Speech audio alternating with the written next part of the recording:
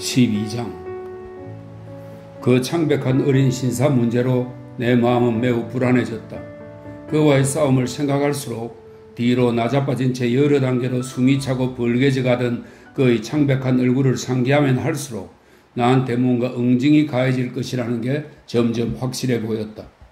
나는 그 창백한 어린 신사에게 피를 흘리게 한 책임이 나에게 있고, 그래서 법이 그것에 대한 복수를 가할 것이라고 생각했다. 내가 과연 어떤 형벌을 받을 것인지는 전혀 몰랐지만 상류계급 사람들의 집을 헤집고 다니며 학문에 힘쓰는 영국 소년을 심하게 두드려 팬 시골 마을 소년이 엄혹한 징벌을 받는 상황에 떨어지지 않고 시골을 마음대로 활보하고 다닐 수 없는 것만은 분명해 보였다. 나는 심지어 며칠 동안 집안에 틀어박혀 지내다가 심부름 가기 전에 아주 조심스럽게 떨리는 마음으로 부엌문 앞에서 밖을 살펴보곤 했다. 혹시 군 교도소의 경관들이 나를 덮쳐서 잡아가지는 않을까 하고 말이다. 그 창백한 어린 신사가 흘린 코피로 인해 내 바지는 얼룩이 젖더랬는데 나는 한밤중 일어나 내가 지은 그 범죄의 증거를 씻어내려고 시도하기도 했다. 또 내 주먹은 그 창백한 어린 신사의 이에 부딪혀 찢어졌는데 나는 내가 판사 앞에 끌려갔을 때 그 저주스러운 상황을 변명할 온갖 말도 안 되는 핑계를 국내에 내느라 내 상상력을 수백 수천 가지 방식으로 쥐어짰다. 내가 폭력 행위의 현장으로 다시 돌아갈 날이 되었을 때 내 공포는 최고조에 달했다. 런던에서 특별히 내려보낸 정의의 집행관들이 대문 뒤에 숨어서 나를 기다리고 있지는 않을까. 미스 해비셔이 자신의 집에 가해진 폭행에 대해 개인적으로 직접 복수하고 싶어서 그 수의 같은 옷을 입은 그대로 의자에서 일어나 권총을 꺼내 나를 쏴서 죽여버리지는 않을까. 돈으로 고용되어 불려온 소년들이, 수많은 고용병의 무리가 양조장에서 나를 덮쳐서 내 숨이 끊어질 때까지 두드려 패지는 않을까. 그런 와중에 내가 한 번도 창백한 그 어린 신사를 이러한 보복행위의 공모자로 생각해 본 적이 없다는 것은 그의 고결한 정신에 대한 내 신뢰감이 얼마나 컸는가에 대한 강력한 증거다. 이 보복행위는 언제나 그의 지각 없는 친척들이 그의 얼굴 상태에 자극을 받고 또 망가진 가문의 채신에 대한 분노한 동정심의 자극을 받아 저지르는 행위들로 내 마음속에 떠올랐다.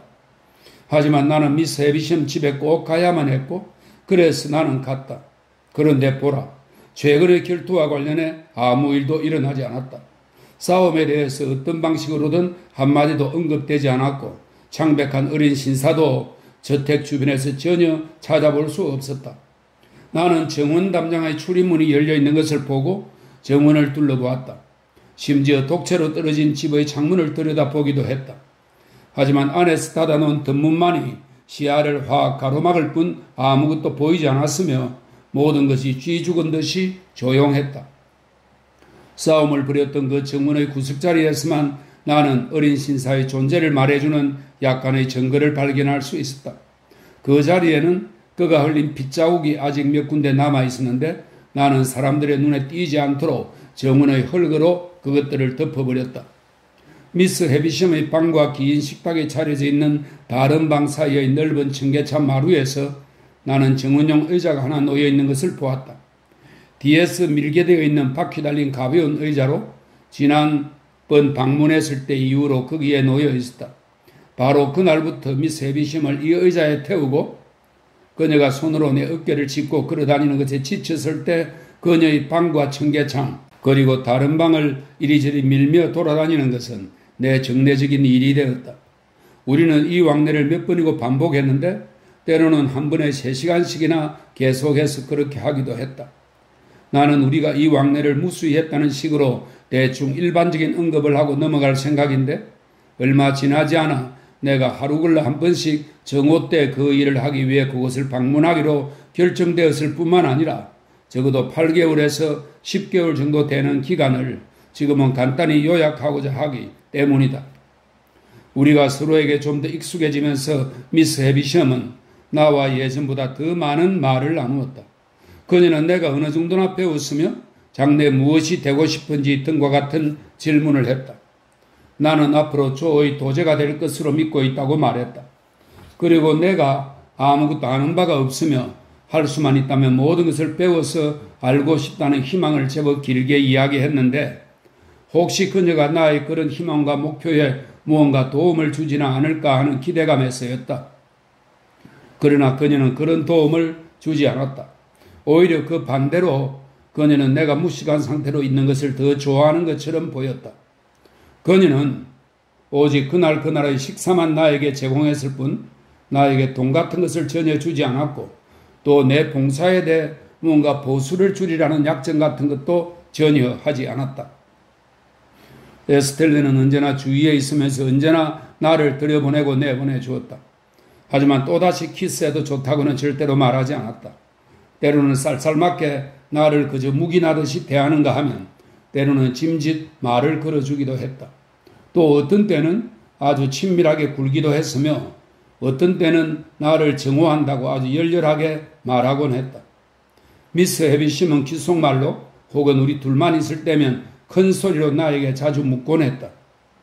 에스텔레가 갈수록 예뻐지고 있지 않니, 피? 그리고 내가 그렇다고 대답하면 실제로 그녀는 점점 더 예뻐졌다. 그렇게 대답하면 탐욕스러운 표정으로 그 대답을 음미하는 듯이 보였다. 미스 해비심은 또한 우리가 카드 놀이를 할 때면 에스텔레의 기분이 어떻게 변하든 그것을 조금도 놓치지 않으려는 듯이 지켜보며 곁에서 즐거워하곤 했다.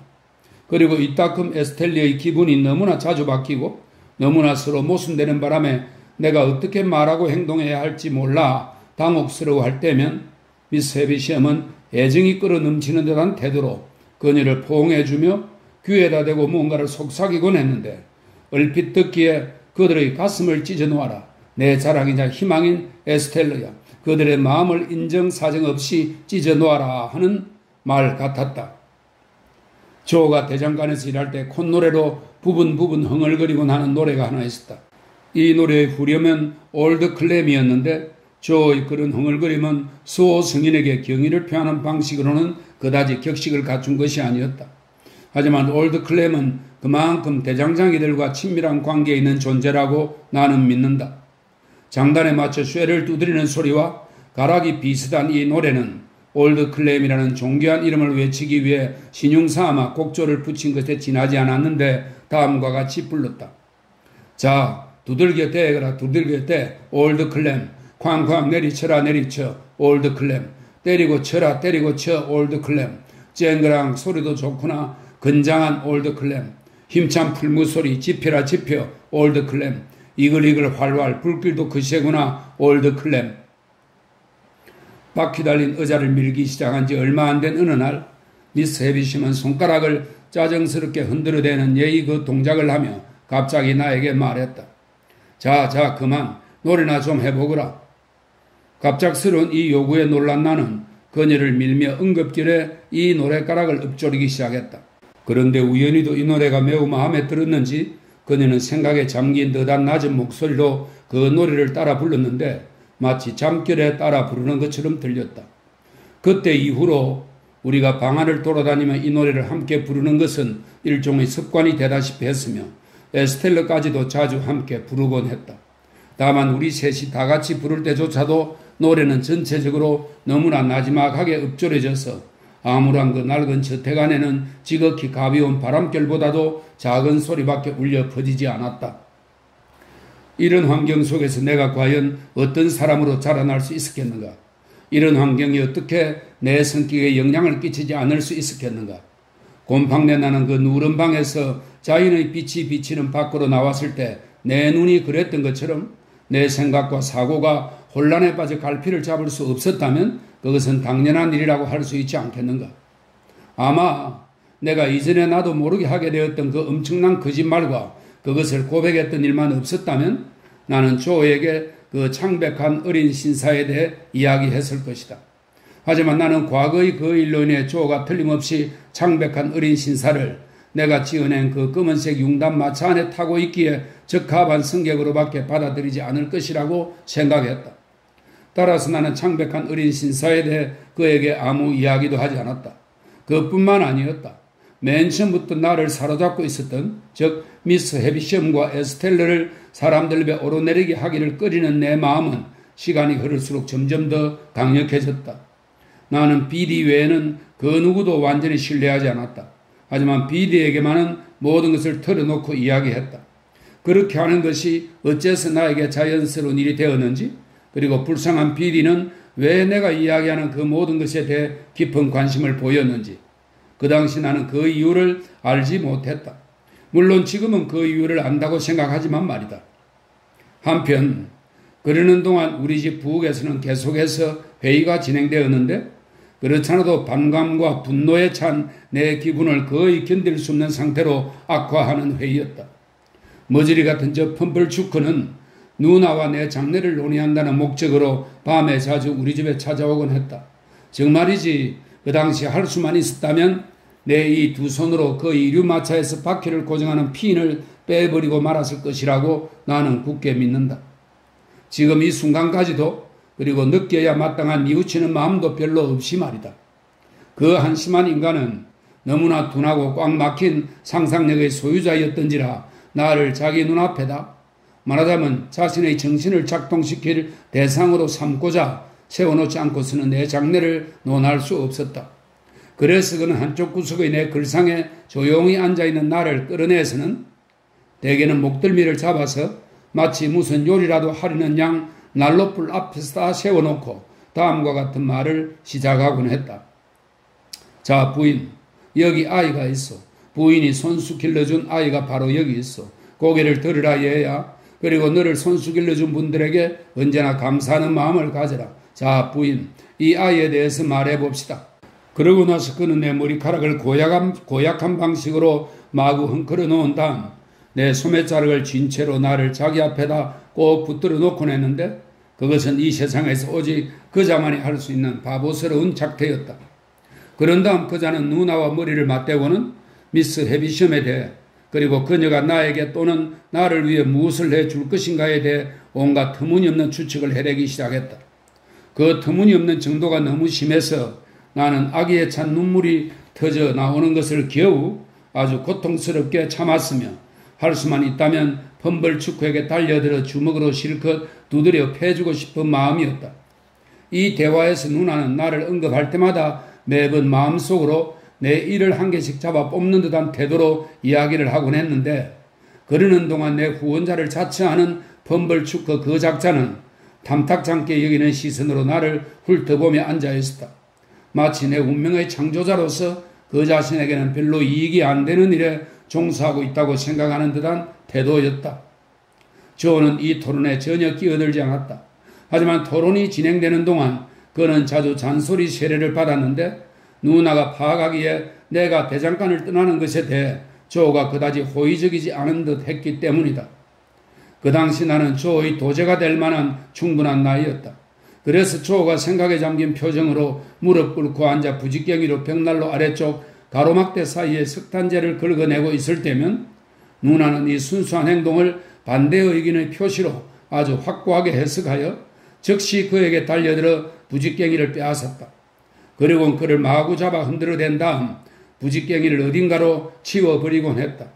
이러한 토론은 매번 나를 극히 화나게 하는 방식으로 끝났다. 그것은 아무런 기미도 없이 순식간에 일어나는데, 누나는 하품을 문득 하다가 멈추고서는 우연히 내가 눈에라도 띄었다는 듯 나를 바라보다가 와락 나를 덮치며 이렇게 말하곤 했다. 이놈 꼴은 이제 지겹다. 가서 자빠져 자거라. 이놈 때문에 오늘 저녁 골물이 썩은 것은 이걸로 충분해. 마치 내가 그들에게 내 인생에 간섭해달라고 간절히 부탁이라도 한 것처럼 말이다. 상황은 오랫동안 이런 식으로 전개되었다. 그리고 이후로도 꽤 오랫동안 계속 이런 식으로 전개될 것처럼 보였다. 하지만 그러던 어느 날 내 어깨를 짚고 나와 함께 방안을 걷고 있던 미스 해비섬이 갑자기 걸음을 멈추더니 약간 불쾌한 듯한 어조로 말했다. 키가 점점 자라는구나, 피. 이것은 내가 통제할 수 없는 상황에 의한 것이었으므로 이 사실을 나는 생각에 잠긴 표정을 통해 암시적으로 전달하는 것이 가장 현명하다고 판단했다. 그녀는 그 순간 더 이상 아무 말도 하지 않았다. 하지만 그녀는 잠시 후 또다시 걸음을 멈추고는 나를 바라보았다. 그러더니 잠시 후 또다시 그렇게 했는데, 그러고 나서는 얼굴을 찡그리며 침울한 표정을 지었다. 내가 그 다음번에 방문한 날 늘 하던 우리의 운동을 끝내고 내가 그녀를 화장대 앞까지 인도해 주었을 때였다. 그녀는 손가락을 짜증스럽게 흔드는 예의 그 동작으로 나를 멈춰 세웠다. 너희 집의 그 대장장이 이름이 뭐라고 했지? 조 가젤이에요, 마님. 너가 도제로 들어갈 주인이 그 사람이겠지? 네, 맞아요, 미스 해비셴. 이제 너는 즉시 도제가 되는 게 좋을 것 같다. 가젤이가 너와 함께 이리로 올 수 있을 것 같으냐? 너희 도제 계약서를 가지고 말이다. 나는 의심할 여지 없이 매부가 그녀의 초청을 영광으로 여길 것이라는 뜻의 대답을 했다. 그럼 그에게 좀 오라고 하거라. 특별히 언제가 좋을까요, 미스 해비셴? 또 나는 시간에 대해서는 아무것도 모른다니까. 언제든 되는 대로 곧 너하고 둘이서만 오도록 해라. 내가 그날 밤 집에 도착해서 조에게 전할 이 전가를 알렸을 때 누나는 과거 그 어느 때보다도 더 험악하고 무섭게 길길이 날뛰었다. 그녀는 나와 조에게 자신을 우리의 발닦개 정도로만 여기는 게 아니냐고, 어떻게 감히 자기를 그렇게 대접할 수 있냐고, 도대체 자기를 어떤 자들과 어울리기에 적절한 사람으로 생각하는 거냐고 물었다. 이런 등등의 질문들을 격렬하게 한참 쏟아붓고 나더니 그녀는 촛대를 집어 조에게 던지고는 갑자기 큰 소리로 흐느끼며 울어댔다. 그러더니 곧 쓰레받기를 집어들고는, 그것은 아주 나쁜 징조였다. 예의 그 거친 앞치마를 두른 다음 아주 무서운 기세로 청소를 하기 시작했다. 누나는 빗자루 청소만으로는 만족하지 못했는지 바닥을 문지르는 솔과 물통을 집어들고는 물 청소를 시작했는데, 그 바람에 우리는 꼼짝없이 밖으로 쫓겨나 뒷마당에서 오들오들 떨며 서 있어야 했다. 우리가 용기를 내어 집 안으로 다시 기어들어간 것은 밤 10시가 넘어서였다. 우리가 들어가자 누나는 조에게 왜 금둥이 여자 노예와 결혼해버리지 않았느냐고 물었다. 불쌍한 조는 아무 대답도 하지 않고 그저 가만히 선 채 자기 구레나룻을 어루만지며 우울한 얼굴로 나를 바라보았는데, 마치 그게 정말로 더 나은 선택이었을지도 모른다고 생각하는 듯 했다. 13장. 다음 날 나와 함께 미스 해비셴네 집에 가기 위해 조가 자신의 나들이 양복을 차려입는 것을 나는 견디기 힘든 시련처럼 지켜보았다. 그러나 조가 이런 경우에는 예복이 꼭 필요하다고 생각했기 때문에 나는 그가 작업복 차림일 때가 오히려 훨씬 보기 좋다고 차마 말할 수 없었다.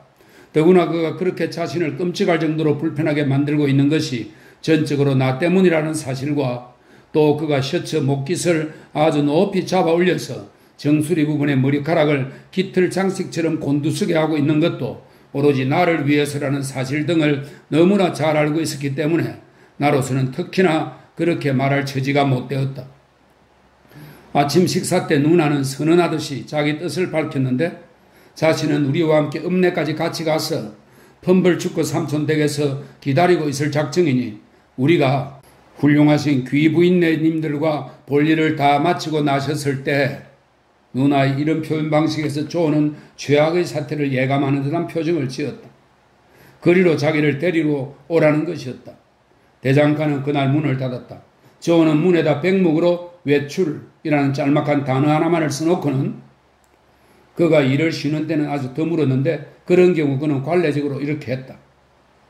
그리고는 그 옆에다 자기가 간 방향으로 날아가는 것처럼 보이게끔 화살표를 하나 대충 그려놓았다. 우리는 걸어서 읍내까지 갔다.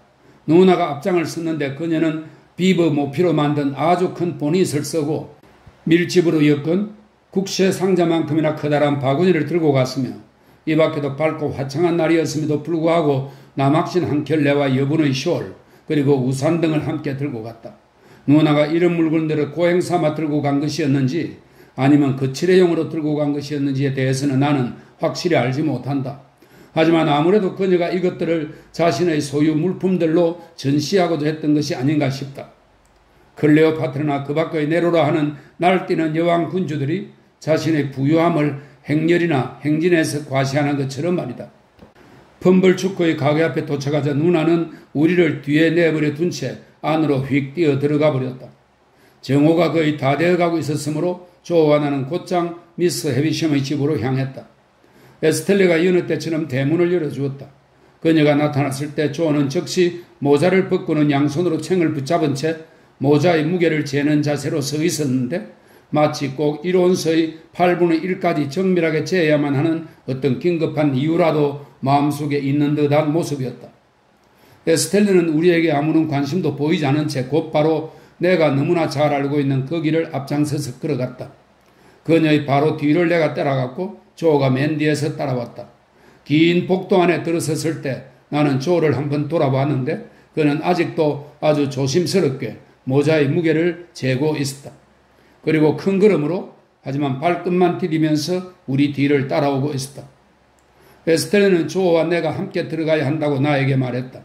그래서 나는 조의 소매자락을 잡아 끌고 안으로 들어가서 그를 미스 해비섬 앞으로 안내했다. 그녀는 화장대 앞에 앉아 있다가 곧바로 우리를 돌아보았다. 오, 미스 해비섬이 조에게 말했다. 당신이 이 아이의 누나 남편이군요. 나는 사랑하는 조가 그 순간 그토록 자신과 완전히 다른 이상한 모습으로 보일 줄 상상하지 못했다. 정수리 뒤의 머리카락은 흥크러진 깃털 장식처럼 온통 곤두서 있고 입은 벌레라도 받아먹고 싶은 것처럼 떡 벌린 채 말없이 서 있는 그의 모습은 정말이지 무슨 기괴한 새와도 같은 형상이었다. 당신이 이 아이의 누나 남편이죠? 미스 해비심은 다시 한번 반복했다. 상황이 몹시 고약해져 가고 있었다. 하지만 면담의 처음부터 끝까지 조는 고집스럽게도 미스 해비심 대신 나만을 상대로 이야기를 하는 것이었다. 그러니까 내 말은 말이다, 핍. 조는 강력한 논정과 엄중한 비밀스러움과 굉장한 정중함을 전부 다 포함하고 있는 듯한 태도로 말을 시작했다. 난 과감하게 너희 누나와 결혼했단다. 그리고 그 당시 난 분명히 너가 독신이라고 부를 수 있는 남자였지. 물론 그렇게 부르고 싶은 마음이 있다는 것을 전제로 하는 말이었다. 좋아요.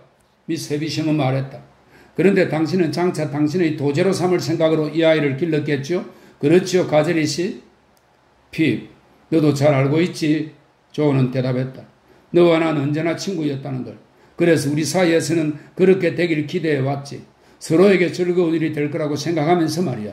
물론 핍, 만약 너가 그동안 이 문제에 대해 반대 의견을 가령 끔댕이나 얼룩으로 더러워지기 쉽다거나 그런 비슷한 점들을 지적함으로써 마음을 내 비쳤다면, 조금이라도 그렇게 했다면 그 의견은 결코 무시되지 않았을 것이다. 그건 너도 잘 알고 있지? 이 아이가 그런 반대 의견을 내 비친 적이 없나요? 미스 해비심이 말했다. 그는 이 직업을 좋아하나요? 핍, 그건 너 자신 이미 잘 알고 있는 사실이지 않니? 조는 논정과 비밀스러움과 정중함이 모두 뒤섞인 듯한 조금 전에 그 태도를 더욱 강화하면서 대답했다. 이 직업은 바로 너 자신이 마음속으로 바라는 것이었나니 무엇이든 핍, 넌 아무런 반대도 안 했을지니 그건 너가 마음속으로 간절히 바라는 거라는 뜻 아니니? 나는 그가 미스 해비심을 상대로 이야기해야 한다는 사실을 인식하게 하려고 몹시 애를 썼지만 그건 완전히 헛수고였다. 얼굴을 찌푸리거나 그 밖의 여러 동작으로 그에게 그 사실을 알리려고 애를 쓰면 쓸수록 그는 더욱더 비밀스럽고 논정적이고 정중한 태도로 고집스레 계속 나만을 상대로 이야기하는 것이었다. 이 아이의 도제 계약서를 가지고 왔나요? 미스 해비시엄이 물었다. 글쎄 피, 너도 잘 알고 있지? 조는 마치 그 질문이 약간 부당하다는 듯이 대답했다. 내가 그것을 이 모자에 집어넣는 걸 너 자신도 직접 목격했잖니. 그러니 그것이 여기에 있다는 걸 넌 모를 리가 없지. 그 말과 함께 조는 계약서를 꺼내더니 그것을 미스 해비시엄이 아니라 나한테 내미는 것이었다. 에스텔리가 미스 해비시엄이 앉은 의자 뒤에 서서 장난기 가득한 눈으로 웃고 있는 것을 보았을 때 유감스럽게도 나는 선량한 매부 조를 창피하게 여겼다. 부끄러운 기억이지만 정말로 나는 그렇게 여겼다. 나는 계약서를 그의 손에서 받아서 미스 해비시엄에게 건네주었다. 당신은 이 아이에 대해 도제 수업료 같은 건 전혀 기대하지 않았겠지요? 미스 해비시엄은 계약서를 훑어보며 말했다. 나는 질책하듯이 말했다. 그는 아무런 답변도 하려고 하지 않았던 것이다. 대답을 안 하고 무하는 핍. 그는 마음이 상한다는 표정으로 내 말을 가로막으며 대답했다. 그러니까 내 말은 말이다. 너와 나 사이에서 그런 건 대답이 필요 없는 문제라는 거다. 너도 잘 알다시피 당연히 내 대답은 그런 기대 같은 걸 전혀 하지 않았다는 것일 테고 피. 너도 그건 이미 잘 알고 있다. 그러니 무엇 때문에 내가 따로 대답할 필요가 있겠니? 미스 해비심은 그를 헐끗 쳐다보았는데 마치 그 순간 거기 서 있는 조의 모습만 보고서도 그가 정말로 어떤 사람인가를 내가 생각했던 것보다 훨씬 더 잘 알아차린 듯한 표정이었다. 그녀는 옆에 있는 탁자에서 자그마한 주머니를 집어들었다. 피입은 여기서 도제 계약에 필요한 수업료를 벌었어요. 그녀는 말했다. 자, 여기 이 주머니에 25기니가 들어있으니 받아요, 피입. 너희 주인에게 이걸 건네주거라. 미스 해비심의 이상한 모습과 방 안의 이상한 풍경이 야기한 놀라움 때문에 얼이 완전히 빠져버리기라도 했는지 조는 그 상황에서조차도 여전히 고집스럽게 나만을 상대로 말했다. 피, 너 이 처사는 아주 너그러운 것이다. 조는 말했다. 그러한 점 분명히 마음에 새기며 고맙게 잘 받겠다. 하지만 정말이지 이런 건 전혀 생각도 기대도 한 적이 없단다. 자, 여보게 친구. 조의 이 말에 나는 순간 화끈 달아올랐다가 곧바로 얼어붙는 듯한 느낌에 사로잡혔는데 얼핏 느끼기에 이 친근한 호칭이 마치 미스 해비시엄에게 사용된 것 같았기 때문이다. 자, 여보게 친구. 이제 우린 우리의 의무를 다하자꾸나. 너와 나 우리 두 사람 각자 서로에게 그리고 다른 사람들에게 의무를 다하자꾸나. 너 이 너그러운 선물이 그들에게 가져다 준 그러니까 그들의 마음이 만족하도록 가져다 준 그들은 결코 여기서 조는 마침내 자신이 끔찍한 공경에 빠진 것을 느낀 듯 난감한 표정을 지었다. 하지만 그러다가 퍼뜩 의기양양한 얼굴로 다음과 같이 자신을 위기에서 구출해냈다. 그리고 나는 죽어도 그런 일이 없을 거다. 그는 이 말이 너무나 멋있고 설득력 있게 생각되었는지 두 번이나 반복해서 말했다. 잘 가거라 핍. 미스 해비심이 말했다. 에스텔러야, 저들을 밖으로 안내해 주렴.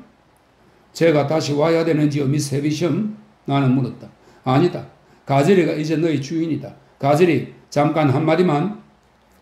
나는 문 밖으로 나가면서 그렇게 조를 다시 부른 그녀가 다음과 같이 분명하게 강조하는 목소리로 말하는 것을 들었다. 저 아이는 이곳에서 행동을 잘했어요. 그 돈은 그것에 대한 보상이에요. 물론 당신은 정직한 사람으로서 그 이상 다른 것은 기대하지 않으리라 믿어요. 조가 어떻게 방에서 나왔는지에 대해서는 확실히 알지 못한다. 하지만 방에서 나온 그가 계단 아래로 내려오는 대신 자꾸만 계단 위로 올라가려고 했으며 내가 아무리 뭐라고 해도 전혀 듣지 못하는 바람에 결국 그의 뒤를 쫓아가서 잡아 끌고 내려와야 했다는 것만은 분명히 기억한다. 잠시 후 우리는 대문 밖으로 나왔다. 대문은 곧 다시 닫히고 에스텔레는 가버렸다.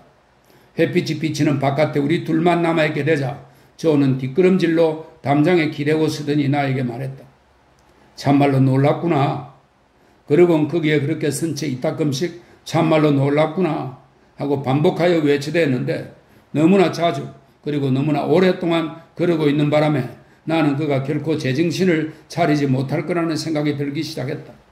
하지만 그는 얼마 후 마침내 핍, 내 너한테 단언하건대 이건 정말 놀랍구나 라고 말을 좀 더 길게 들여서 했고 그 이후로 조금씩 더 말을 많이 하기 시작했으며 그러다가 마침내 걸음을 떼어 그곳을 떠날 수 있게 되었다.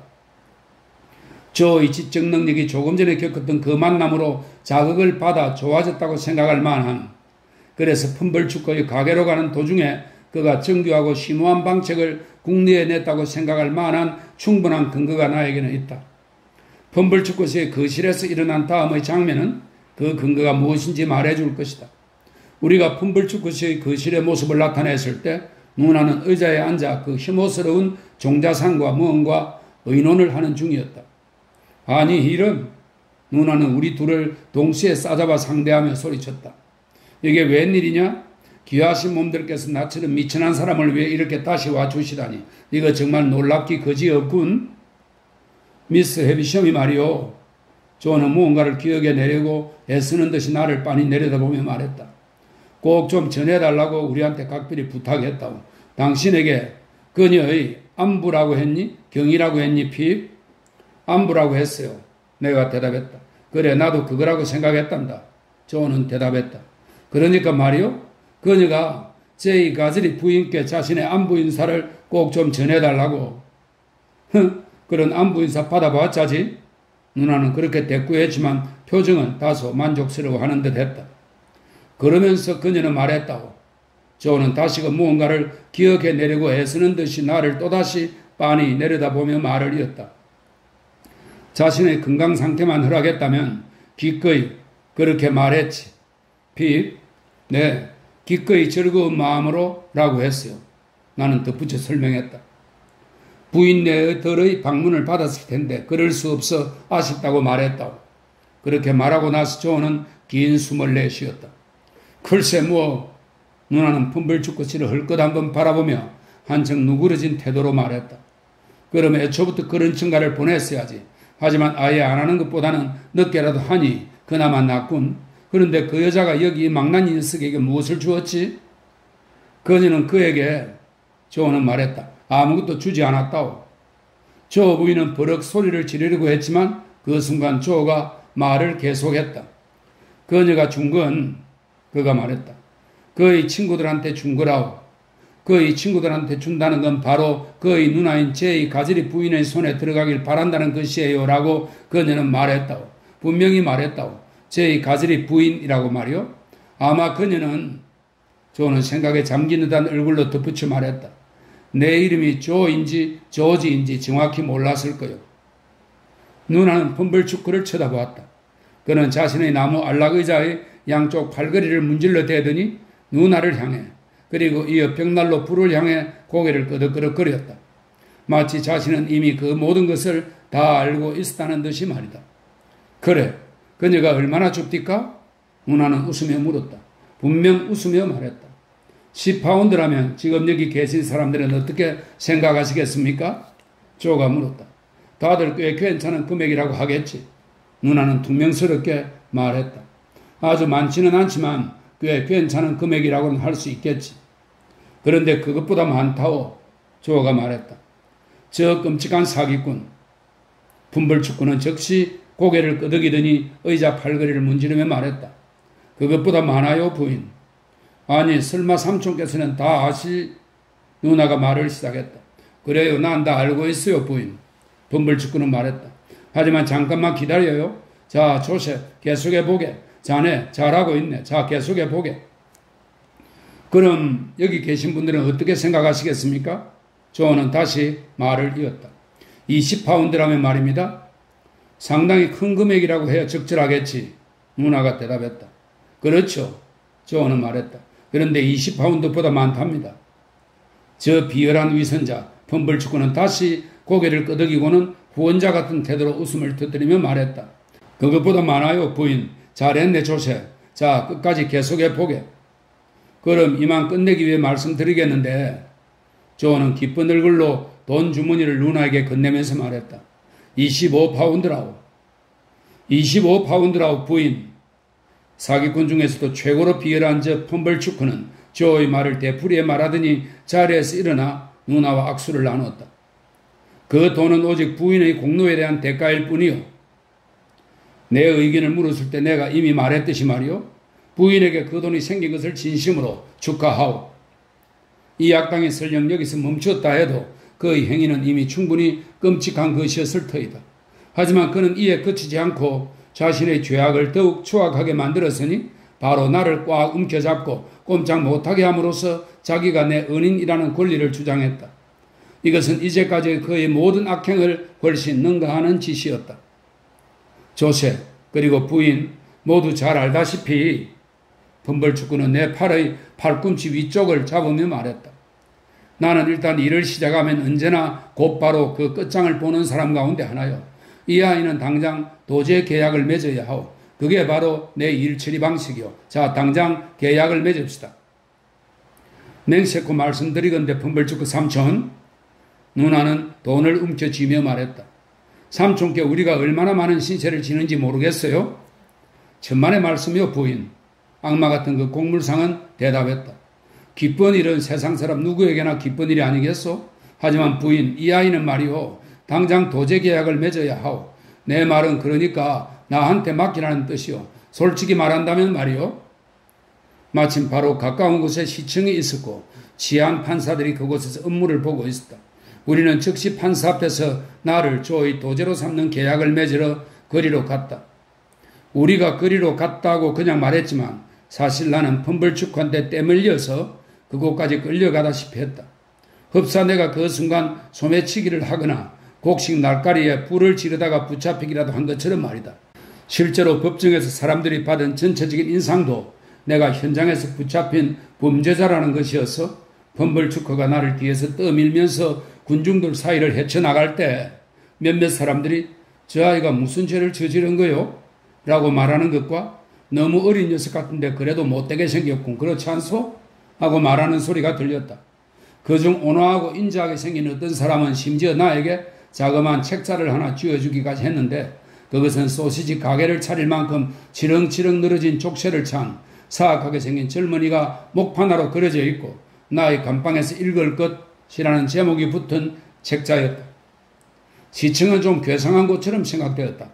방청석의 의자는 교회 의자보다도 더 높았는데 사람들이 그 의자 너머로 몸을 내민 채 바라보고 있었으며 높으신 판사님은 판사석에 깊숙이 기대고 앉아 발장을 끼거나 코담배를 들이마시거나 막 잠이 들려고 하거나 무언가를 쓰고 있거나 신문을 읽고 있거나 등등을 하고 있었다. 그리고 벽면에는 몇 개의 검은 초상화들이 광택을 내며 걸려 있었는데 예술의 문이 아닌 내 눈에 그것들은 딱딱한 아몬드 캔디와 반창고의 합성물처럼 여겨졌다. 바로 이런 곳의 한 구석에서 나의 도제계약서는 절차에 따라 서명과 인정이 이루어졌고 이로써 나는 마침내 도제로 묶이게 되었다. 펌벌축구 씨는 그동안 내내 나를 꼭 붙잡고 있었는데 마치 나를 교수대로 데리고 가다가 사소한 준비 절차들을 처치하러 잠깐 거기에 들른 것과도 같은 태도였다. 우리는 다시 밖으로 나왔다.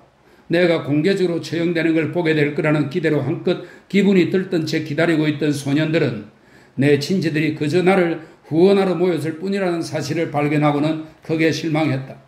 그런 그들을 뒤로 한 채 우리는 펌벌축구의 가게로 돌아갔다.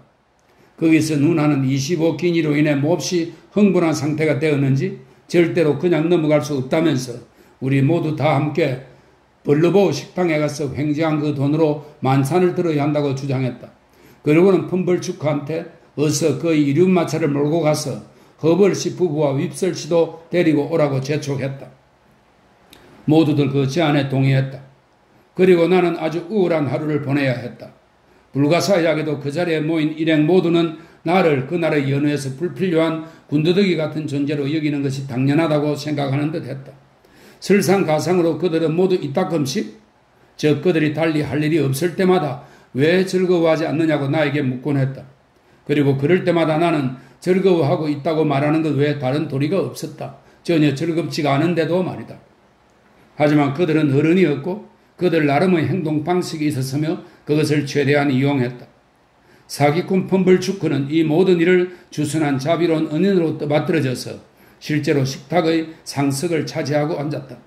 그리고 내가 도제로 계약된 것에 대해 일행들에게 연설을 하면서 만약 내가 카드 노루에 빠지거나 독한 술을 마시거나 늦잠을 자거나 나쁜 친구를 사귀면 또는 내 도제 계약 서류에 거의 필연적인 것으로 예상되어 기재된 그 밖의 다른 탈선 행위들을 범하면 내가 감옥에 잡혀 들어가도록 되어 있다는 사실에 대해 악마처럼 기뻐하며 좌중에게 떠벌려댔는데 그때 그는 자신의 말을 구체적으로 예정하고자 나를 자기 옆의 의자 위에 올라가 서 있게까지 했다. 그 밖에 그날의 거창한 연회에 대해 기억하는 것들로는 다음과 같은 것들이 전부다. 먼저 그들은 내가 잠을 자도록 내버려 두지 않았다. 내가 꾸벅거리며 조는 것을 볼 때마다 나를 깨워서는 즐겁게 보내라고 말하곤 했다.